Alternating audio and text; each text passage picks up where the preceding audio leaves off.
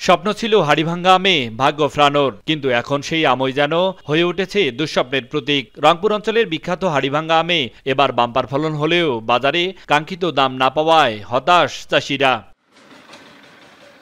যত্ন করে গাছ পরিচর্যা, সার, কীটনাশক ও শ্রমের ব্যয় ওঠানো নিয়েই এখন চিন্তিত অধিকাংশই আম চাষি। বাজার ব্যবস্থায় দুর্বলতায় দিশেহারা আম চাষিরা। গড়ে প্রতি কেজি আম উৎপাদনে খরচ পড়েছে ৩৫ থেকে ৪০ টাকা, কিন্তু স্থানীয় বাজারে হাড়িভাঙ্গা আম বিক্রি হচ্ছে ২৫ থেকে ৩০ টাকায়, যার ফলে প্রত্যাশার আম হয়ে উঠেছে চাষিদের হতাশার কারণ। গতবারের চেয়ে আম বিক্রি করে এবার ম্যাক্সিমাম ৩ লক্ষ টাকার মতো লস হবে, কারণ এই হাড়িভাঙ্গা আম ২৫ থেকে ৩০ টাকা কেজি।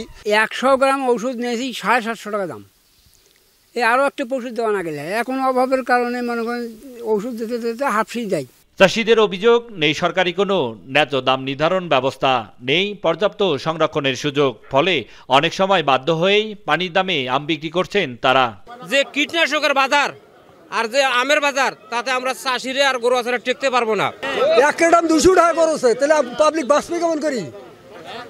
এলে আমের বাজার, ওষুধের দাম উঠছে না। কিছু ব্যবস্থা করিল সরকারে, তাহলে মনে করো পাবলিকের জন্য কিছুটা ভালো হইলে, কৃষক যারা ব্যবসায়ী তার জন্য ভালো হইলে। হাড়িভাঙ্গা আমের বাজার সম্প্রসারণে নানা উদ্যোগ নিয়েছে কৃষি বিভাগ। হাড়িভাঙ্গা আম সংরক্ষণের জন্য একটি সংরক্ষণাগার প্রস্তুত করা হবে, তো এই বিষয়ে মন্ত্রণালয় কাজ করছে। স্বপ্নের হাড়িভাঙ্গার বাম্পার ফলন হলেও বাজারে কাঙ্ক্ষিত দাম না থাকায় মলিন হয়ে পড়েছে এখানকার আম চাষিদের মুখ।